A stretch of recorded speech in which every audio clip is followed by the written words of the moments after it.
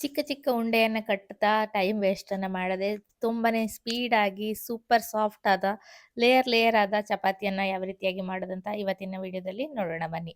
ನಮಸ್ಕಾರ, ನಾನು ಪವಿತ್ರ ಭಾಗವತ್, ಮಿಸೆಸ್ ಭಾಗವತ್ ಚಾನಲ್‌ಗೆ ನಿಮ್ಮೆಲ್ರಿಗೂ ಪ್ರೀತಿಯ ಸ್ವಾಗತ. ಚಪಾತಿಯ ಜೊತೆಗೆ ಹಚ್ಕೊಂಡು ತಿನ್ಲಿಕ್ಕೆ ಏನಾದರೂ ಬೇಕಲ್ವಾ? ಹಾಗಾಗಿ ಅದ್ರ ಜೊತೆಗೆ ಚಟ್ನಿ ರೆಸಿಪಿಯನ್ನು ತೋರಿಸ್ತೇನೆ. ಹಾಗೆ ಹೆಸರು ಕಾಳಿನ ಒಂದು ಪಲ್ಯದ ರೆಸಿಪಿಯನ್ನು ಕೂಡ ತೋರಿಸ್ತೇನೆ. 2 ಕೂಡ ತುಂಬಾನೇ ಚೆನ್ನಾಗಾಗ್ತದೆ. ಆರೋಗ್ಯಕರವಾದಂತಹ ಈ ಎಲ್ಲ ರೆಸಿಪಿಗಳನ್ನ ಯಾವ ರೀತಿಯಾಗಿ ಮಾಡೋದಂತ ನೋಡೋಣ ಬನ್ನಿ. ನಾನಿಲ್ಲಿ 2 ಕಪ್ ಆಗುವಷ್ಟು ಗೋಧಿ ಹಿಟ್ಟನ್ನ ಬಳಸ್ತಾ ಇದ್ದೇನೆ. ಹಾಗಾಗಿ ಅದಕ್ಕೆ ಬೇಕಾಗುವಷ್ಟು ಉಪ್ಪನ್ನ ಹಾಕೊಂಡಿದ್ದೇನೆ. 1 ಟೀ ಚಮಚ ಹಾಕಿದ್ರೆ 2 ಲೋಟ ಹಿಟ್ಟಿಗೆ ಕರೆಕ್ಟ್ ಆಗ್ತದೆ. ನಂತರ 1 ಕಪ್ ಆಗುವಷ್ಟು ನೀರನ್ನ ಹಾಕೊಂಡಿದ್ದೇನೆ. ನೀವು ಯಾವ ಕಪ್ಪಲ್ಲಿ ಹಿಟ್ಟನ್ನ ತಗೊಳ್ತೀರಾ ಅದೇ ಅಳತೆಯಲ್ಲಿ ನೀರನ್ನ ಹಾಕೊಳ್ಳಿ, 1 ಲೋಟ ಆಗುವಷ್ಟು. ನಂತರ 2 ಟೇಬಲ್ ಚಮಚ ಆಗುವಷ್ಟು ಬೆಲ್ಲವನ್ನು ಹಾಕೊಂಡಿದ್ದೇನೆ. ನನಗೆ ಚಪಾತಿ ಅಂದ್ರೆ ಸ್ವಲ್ಪ ಸ್ವೀಟ್ ಬೇಕು, ಹಾಗಾಗಿ ಬೆಲ್ಲವನ್ನ ಹಾಕೊಂಡಿದ್ದೇನೆ. ಬೆಲ್ಲ ಹಾಕದೆ ಕೂಡ ಮಾಡ್ತಾರೆ, ನೀವು ಹಾಕೋದಿಲ್ಲ ಅಂದ್ರೆ ಸ್ಕಿಪ್ ಕೂಡ ಮಾಡ್ಕೊಳ್ಬೋದು. ಚೆನ್ನಾಗಿ ನೀರನ್ನ ಕುದಿಸ್ಕೊಳ್ಬೇಕು. ಬೆಲ್ಲ ಎಲ್ಲ ಕರಗಬೇಕು. ಉಪ್ಪೆಲ್ಲ ಕರಗಿದ ನಂತರ ನೀರು ಕುದಿ ಬಂದ ನಂತರ 2 ಲೋಟ ಆಗುವಷ್ಟು ಹಿಟ್ಟನ್ನ ಹಾಕಿ ಕೆಳಗಡೆ ಇಳಿಸ್ಕೊಂಡು ಹಿಟ್ಟನ್ನ ಹಾಕೊಂಡಿದ್ದೇನೆ. ಚೆನ್ನಾಗಿ ಮಿಕ್ಸ್ ಮಾಡ್ಕೊಳ್ತೇನೆ ಒಂದು ಸೌಟಿನಲ್ಲಿ. ಕೈಯನ್ನು ಹಾಕಿ ಮಿಕ್ಸ್ ಮಾಡ್ಲಿಕ್ಕೆ ಆಗುದಿಲ್ಲ, ಬಿಸಿ ಇರ್ತದೆ. ನಂತರ 2 ಲೋಟ ಹಿಟ್ಟಿಗೆ ನಾನು 4 ಟೇಬಲ್ ಚಮಚ ಆಗುವಷ್ಟು ಎಣ್ಣೆಯನ್ನ ಹಾಕೊಂಡಿದ್ದೇನೆ. ಈ ರೀತಿ ಎಣ್ಣೆಯನ್ನ ಹಾಕಿ ಕಲಸೋದ್ರಿಂದ ತುಂಬಾನೇ ಸಾಫ್ಟ್ ಆಗಿ ಚಪಾತಿ ರೆಡಿ ಆಗ್ತದೆ. ಹಾಗೆ ನೀರನ್ನ ಕುದಿಸಿ ಹಾಕೋದ್ರಿಂದ ಕೂಡ ಚಪಾತಿ ತುಂಬಾನೇ ಮೆತ್ತಗೆ ಇರ್ತದೆ. ತಣ್ಣಗಾದ ನಂತರವೂ ಕೂಡ ಅದು ಮೆತ್ತಗಾಗಿಯೇ ಇರ್ತದೆ. ಮತ್ತೆ ನೀರನ್ನಾಗಲಿ ಹಿಟ್ಟನ್ನಾಗಲಿ ಏನನ್ನು ಹಾಕೋದು ಬೇಡ. 1 ಲೋಟ ನೀರಿಗೆ 2 ಲೋಟ ಹಿಟ್ಟು ಕರೆಕ್ಟ್ ಆಗಿ ಬರ್ತದೆ. ಸಾಫ್ಟ್ ಆದ ಹಿಟ್ಟು ರೆಡಿ ಆಗ್ತದೆ. ಚೆನ್ನಾಗಿ 1 ನಿಮಿಷ ನಾದಿ ಈ ರೀತಿ ಕಲಸಿ ಇಟ್ಕೊಂಡಿದ್ದೇನೆ. ತುಂಬಾ ಹೊತ್ತೆಲ್ಲ ಇದನ್ನ ನಾದಬೇಕು ಅಂತಾನೂ ಕೂಡ ಇಲ್ಲ. 1 ನಿಮಿಷ ನಾದ್ಕೊಂಡ್ರೆ ಸಾಕು. ಮೇಲ್ಗಡೆಯಿಂದ ಮತ್ತೆ ಸ್ವಲ್ಪ ಎಣ್ಣೆಯನ್ನ ಹಾಕಿ ಈ ರೀತಿ ಸ್ಪ್ರೆಡ್ ಮಾಡಿ ಇಟ್ಕೊಳ್ತೇನೆ, ಹಿಟ್ಟು ಒಣಗಬಾರದು ಅಂತ. ಮುಚ್ಚಳವನ್ನ ಮುಚ್ಚಿ ಒಂದು 15-20 ನಿಮಿಷ ನೆನೆಲಿಕ್ಕೆ ಬಿಟ್ರೆ ಸಾಕು. ನಾವು ಬಿಸಿ ನೀರಿನಲ್ಲಿ ಕಲಸಿರೋದ್ರಿಂದ ಹೆಚ್ಚೊತ್ತು ನೆನೆಲಿಕ್ಕೆ ಬಿಡ್ಬೇಕು ಅಂತ ಕೂಡ ಇಲ್ಲ. ಈಗ ಚಟ್ನಿಯನ್ನ ಮಾಡ್ಲಿಕ್ಕೆ ಚಿಕ್ಕ ಕಪ್ಪಲ್ಲಿ 1 ಕಪ್ ಆಗುವಷ್ಟು ಕಾಯನ್ನ ಹಾಕೊಂಡಿದ್ದೇನೆ. 1 ಟೇಬಲ್ ಚಮಚ ಆಗುವಷ್ಟು ಪುಟಾಣಿ, 1/4 ಟೀ ಚಮಚ ಆಗುವಷ್ಟು ಆಮ್ಚೂರ್ ಪೌಡರ್ನ ಹಾಕೊಂಡಿದ್ದೇನೆ. 2 ಹಸಿಮೆಣಸನ್ನ ಹಾಕೊಂಡಿದ್ದೇನೆ. ನೀರನ್ನು ಸೇರಿಸಿ ನುಣ್ಣಗೆ ರುಬ್ಕೊಂಡು ಅದಕ್ಕೆ ಸ್ವಲ್ಪ ಕೊತ್ತಂಬರಿ ಸೊಪ್ಪು, ಸ್ವಲ್ಪ ಪುದೀನ ಸೊಪ್ಪನ್ನ ಹಾಕಿ ಈ ರೀತಿ ಗಟ್ಟಿಯಾದ ಚಟ್ನಿಯನ್ನ ಮಾಡ್ಕೊಂಡಿದ್ದೇನೆ. ಬೆಳ್ಳುಳ್ಳಿ ಇಷ್ಟಪಡುವವರಾದ್ರೆ ಬೆಳ್ಳುಳ್ಳಿಯನ್ನು ಕೂಡ ಇದಕ್ಕೆ ಸೇರಿಸ್ಕೊಳ್ಬೋದು. ಪುದೀನವನ್ನ ಸ್ಕಿಪ್ ಮಾಡ್ಬೋದು. ಒಗ್ಗರಣೆಯನ್ನ ಬೇಕಾದ್ರೆ ಹಾಕ್ಬೋದು, ನಾನಿಲ್ಲಿ ಹಾಕ್ತಾ ಇಲ್ಲ. ಈಗ ಹೆಸರು ಕಾಳಿನ ಪಲ್ಯವನ್ನ ಮಾಡ್ಕೊಳ್ಳಿಕ್ಕೆ ಅರ್ಧ ಕಪ್ ಆಗುವಷ್ಟು ಹೆಸರು ಕಾಳನ್ನ ತಗೊಂಡಿದ್ದೇನೆ. ಒಂದು ಚಿಕ್ಕ ಕಪ್ಪಲ್ಲಿ 1 ಕಪ್ ಆಗುವಷ್ಟು ಚೆನ್ನಾಗಿ 3 ಬಾರಿ ತೊಳೆದು ಕುಕ್ಕರಲ್ಲಿ ಹಾಕೊಂಡಿದ್ದೇನೆ. 1 ಲೋಟ ತಗೊಂಡ್ರೆ ಅದರ 3 ಪಟ್ಟಷ್ಟು ನಾವು ನೀರನ್ನ ಹಾಕೊಂಡು ಬೇಯಿಸ್ಕೊಳ್ಬೇಕು. ನಾನಿಲ್ಲಿ ಒಣ ಕಾಳನ್ನೇ ಡೈರೆಕ್ಟ್ ಆಗಿ ನೀರನ್ನ ಹಾಕಿ ಬೇಯಿಸ್ಕೊಂಡಿದ್ದೇನೆ. ಹಾಗಾಗಿ 1 ಕಪ್ಪಿಗೆ 3 ಕಪ್ ನೀರನ್ನ ಹಾಕೊಳ್ಬೇಕಾಗ್ತದೆ. ಒಂದು 6-7 ವಿಸಿಲನ್ನ ಮಾಡ್ಕೊಳ್ಬೇಕು ಒಣ ಕಾಳಾಗಿರೋದ್ರಿಂದ. ನಿಮ್ಮ ಹತ್ರ ಟೈಮ್ ಇದೆ ಅಂದ್ರೆ ರಾತ್ರಿನೇ ನೆನೆಸಿಟ್ಕೊಂಡ್ರೆ ಬೆಳಿಗ್ಗೆ ತಿಂಡಿಗೆ ಆಗ್ತದೆ, ಅಥವಾ ಬೆಳಿಗ್ಗೆ ನೆನೆಸಿ ಇಟ್ಕೊಂಡ್ರೆ ಸಂಜೆಗೆ ಈ ರೀತಿ ರೆಸಿಪಿಯನ್ನ ಮಾಡ್ಲಿಕ್ಕೆ ಆಗ್ತದೆ. ಒಂದು 4-5 ಗಂಟೆ ಹೊತ್ತಾದ್ರೂ ನೆನೆಸ್ಕೊಳ್ಬೇಕು. ನೆನೆಸೋದಾದ್ರೆ ಮೆತ್ತಗೆ ಬೇಯ್ತದೆ, ಬೇಗ ಬೇಯ್ತದೆ. ಒಂದ್ 2-3 ವಿಸಿಲ್ ಮಾಡ್ಕೊಂಡ್ರೆ ಸಾಕಾಗ್ತದೆ. ಚೆನ್ನಾಗಿ ಮೆತ್ತಗೆ ಬೆಂದಿದ್ದನ್ನ ಸ್ವಲ್ಪ ಅದನ್ನ ಚೆನ್ನಾಗಿ ಕಿವುಚಿ ಇಟ್ಕೊಂಡಿದ್ದೇನೆ. ಈಗ ಬಾಣಲೆಯನ್ನ ಬಿಸಿಗೆ ಇಟ್ಕೊಂಡು ಅದರಲ್ಲಿ 2 ಟೇಬಲ್ ಚಮಚ ಆಗುವಷ್ಟು ಎಣ್ಣೆಯನ್ನ ಹಾಕೊಂಡಿದ್ದೇನೆ. ಸ್ವಲ್ಪ ಸಾಸಿವೆ, ಸ್ವಲ್ಪ ಜೀರಿಗೆಯನ್ನ ಹಾಕೊಂಡು ಸಾಸಿವೆ ಎಲ್ಲ ಚಟಪಟ ಅಂದ ನಂತರ 1-2 ಒಣಮೆಣಸಿನ ಪೀಸು, ಸ್ವಲ್ಪ ಕರಿಬೇವಿನ ಸೊಪ್ಪನ್ನ ಹಾಕೊಂಡು ಅರಿಶಿಣವನ್ನ ಹಾಕೊಳ್ತಾ ಇದ್ದೇನೆ. ನಂತರ ಕಟ್ ಮಾಡಿರುವಂತಹ 1 ಈರುಳ್ಳಿಯನ್ನ ಹಾಕೊಳ್ತಾ ಇದ್ದೇನೆ. ಈರುಳ್ಳಿಯನ್ನ ಹಾಕಿ ಚೆನ್ನಾಗಿ ಬಾಡಿಸ್ಕೊಳ್ಬೇಕು. ಎಣ್ಣೆಯಲ್ಲಿ ಈರುಳ್ಳಿಯನ್ನೆಲ್ಲ ಹುರಿದಾದ ನಂತರ ಕಟ್ ಮಾಡಿ ಇಟ್ಟಿರುವಂತಹ 1 ಟೊಮೆಟೊ ಹಣ್ಣನ್ನ ಇದಕ್ಕೆ ಸೇರಿಸ್ಕೊಳ್ತಾ ಇದ್ದೇನೆ. ಹೆಸರು ಕಾಳಿನ ಜೊತೆಗೆ ನಾನು ಸೊಪ್ಪನ್ನು ಕೂಡ ಹಾಕ್ತಾ ಇದ್ದೇನೆ. ತುಂಬಾನೇ ಆರೋಗ್ಯಕರವಾಗಿರ್ತದೆ. ಇಲ್ಲಿ ಖಾರಕ್ಕೆ ನಾನೊಂದು 3 ಹಸಿಮೆಣಸನ್ನ ಉದ್ದುದ್ದಕ್ಕೆ ಕಟ್ ಮಾಡಿ ಸೇರಿಸ್ಕೊಂಡಿದ್ದೇನೆ. ಹೆಸರು ಕಾಳಿಗೆ ಸ್ವಲ್ಪ ಖಾರ ಚೆನ್ನಾಗಿ ಹಿಡಿತದೆ, ನೋಡ್ಕೊಂಡು ಸೇರಿಸ್ಕೊಳ್ಬೋದು.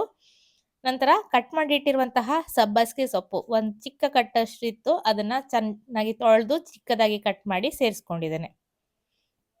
ಸ್ವಲ್ಪ ಹೊತ್ತು ಅದನ್ನ ಒಗ್ಗರಣೆಯ ಜೊತೆಗೆ ಬಾಡಿಸ್ಕೊಂಡು ನಂತರ 1 ಕಪ್ ಆಗುವಷ್ಟು ನೀರನ್ನ ಹಾಕಿ ಚೆನ್ನಾಗಿ ಬೇಯಲಿಕ್ಕೆ ಬಿಡ್ತೇನೆ.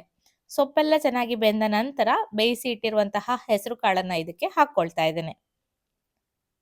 ಹಾಗೆ ನೀರನ್ನು ಸ್ವಲ್ಪ ಸೇರಿಸ್ಕೊಂಡಿದ್ದೇನೆ. ಹೆಸರು ಕಾಳು ತಣಿತಾ ಹೋದ ಹಾಗೆ ಗಟ್ಟಿ ಆಗ್ತದೆ. ಅವಶ್ಯಕತೆಗೆ ತಕ್ಕಷ್ಟು ನೀರನ್ನ ನೀವು ಸೇರಿಸ್ಕೊಳ್ಬೋದು. ನಂತರ ಹುಣಸೆ ಹಣ್ಣಿನ ರಸ, ಸ್ವಲ್ಪನೇ ಸ್ವಲ್ಪ ಬೆಲ್ಲ ರುಚಿಯ ಬ್ಯಾಲೆನ್ಸಿಗೆ, ಹಾಗೆ ರುಚಿಗೆ ಬೇಕಾಗುವಷ್ಟು ಉಪ್ಪನ್ನ ಹಾಕೊಳ್ತಾ ಇದ್ದೇನೆ. ಚೆನ್ನಾಗಿ ಮಿಕ್ಸ್ ಮಾಡ್ಕೊಳ್ತೇನೆ. ನೀರಿನ ಹದವನ್ನ ನೋಡ್ಕೊಂಡು ಇದಕ್ಕೆ ನೀರು ಬೇಕಂತ ಅನ್ಸಿದ್ರೆ ನೀರನ್ನ ಹಾಕೊಳ್ಬೋದು. ಚಪಾತಿಗಾದ್ರೆ ಸ್ವಲ್ಪ ತೆಳ್ಳಗೆ ಇದ್ರೂ ಕೂಡ ಚೆನ್ನಾಗಾಗ್ತದೆ. ರೊಟ್ಟಿಯ ಜೊತೆಗೂ ಕೂಡ ಈ ಒಂದು ಪಲ್ಯ ತುಂಬಾನೇ ಚೆನ್ನಾಗಾಗ್ತದೆ. ಹಾಗೆ ಇದಕ್ಕೆ ಪುಡಿ ಮಾಡಿ ಇಟ್ಟಿರುವಂತಹ ಧನಿಯಾ ಪುಡಿಯನ್ನು ಹಾಕೊಂಡಿದ್ದೇನೆ. ಹಾಗೆ 1 ಟೀ ಚಮಚ ಆಗುವಷ್ಟು ಕಿಚನ್ ಕಿಂಗ್ ಮಸಾಲವನ್ನ ನಾನಿಲ್ಲಿ ಬಳಸ್ತಾ ಇದ್ದೇನೆ. ಒಂದು ರೀತಿ ಗರಂ ಮಸಾಲೆ ಎಲ್ಲ ಇರ್ತದಲ್ಲ, ಚೆನ್ನಾಗಾಗ್ತದೆ. ಚೆನ್ನಾಗಿ ಮಿಕ್ಸ್ ಮಾಡಿ ಕುದಿಲಿಕ್ಕೆ ಇಟ್ಟಿದ್ದೇನೆ. ಚೆನ್ನಾಗಿ ಕುದಿ ಬಂದ ನಂತರ ಕೊನೆಯಲ್ಲಿ ಸ್ವಲ್ಪ ಕೊತ್ತಂಬರಿ ಸೊಪ್ಪನ್ನ ಕಟ್ ಮಾಡಿ ಸೇರಿಸ್ಕೊಂಡ್ರೆ ರುಚಿ ರುಚಿಯಾದ ಹೆಸರು ಕಾಳಿನ ಪಲ್ಯ ರೆಡಿ ಆಗ್ತದೆ. ಈಗ ಸುಲಭವಾಗಿ ಚಪಾತಿಯನ್ನು ಹೇಗೆ ಮಾಡೋದಂತ ನೋಡುವ. ಹಿಟ್ಟೆಲ್ಲ ಚೆನ್ನಾಗಿ ಮೆತ್ತಗಾಗಿ ನೆನ್ಕೊಂಡಿದೆ. ಜಸ್ಟ್ 2 ಭಾಗವನ್ನ ಮಾಡ್ಕೊಂಡಿದ್ದೇನೆ. 2 ಲೋಟ ಹಿಟ್ಟು 2 ಭಾಗವಾಗಿ ಮಾಡಿಕೊಂಡು ಉಂಡೆಯನ್ನ ದೊಡ್ಡದಾಗಿ ಮಾಡ್ಕೊಂಡಿದ್ದೇನೆ. ತುಂಬಾ ಬೇಗ ಆಗ್ತದೆ ಈ ರೀತಿ ಮಾಡ್ಕೊಂಡ್ರೆ. ನಂತರ ಹಿಟ್ಟಿನಲ್ಲಿ ಉರುಳಿಸ್ಕೊಂಡು ಇದನ್ನ ಲಟ್ಸ್ಕೊಳ್ತೇನೆ. ಸ್ವಲ್ಪ ದಪ್ಪದಾಗಿ ಲಟ್ಸ್ಕೊಳ್ಬಹುದು, ತುಂಬಾ ತೆಳ್ಳಗೆ ಲಟ್ಸ್ಕೊಳ್ಬೇಕು ಅಂತಾನೂ ಇಲ್ಲ.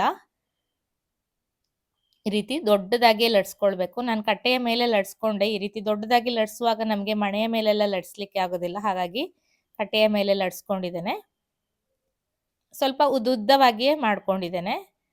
ಯಾವ ಶೇಪಲ್ಲಿ ಬೇಕಾದರೂ ನೀವು ಮಾಡ್ಬೋದು. ಇದನ್ನ ರೌಂಡ್ ಆಗಿಯೇ ಮಾಡಬೇಕು ಅಂತಾನೂ ಇಲ್ಲ, ಚೌಕಾಕಾರವಾಗಿ ಬೇಕಾದರೂ ಮಾಡ್ಬೋದು. ಈ ರೀತಿ ಓವಲ್ ಶೇಪಲ್ಲಿ ಕೂಡ ಮಾಡ್ಕೊಳ್ಬೋದು. ನಂತರ 1 ಟೀ ಚಮಚ ಆಗುವಷ್ಟು ತುಪ್ಪವನ್ನ ಚೆನ್ನಾಗಿ ಸ್ಪ್ರೆಡ್ ಮಾಡಿಕೊಂಡು ಈ ರೀತಿ ಮಡಿಸ್ಕೊಳ್ತಾ ಇದ್ದೇನೆ.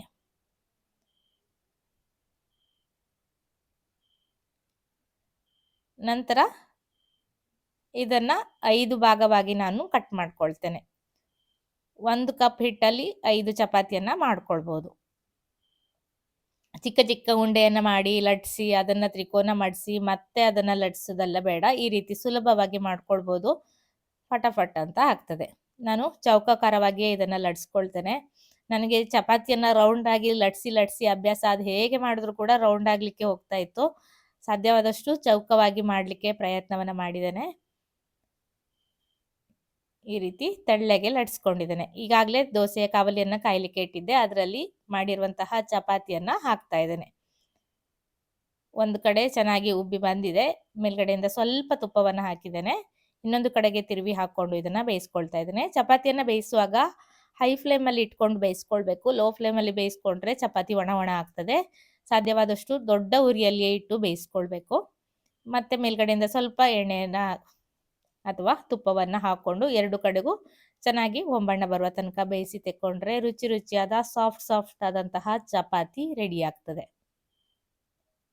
ಎಲ್ಲ ಚಪಾತಿಯನ್ನ ಇದೇ ರೀತಿ ಮಾಡ್ಕೊಳ್ತಾ ಇದ್ದೇನೆ. ಎಷ್ಟು ಚೆನ್ನಾಗಿ ಉಬ್ಬಿ ಬರ್ತಾ ಇದೆ ನೋಡಿ.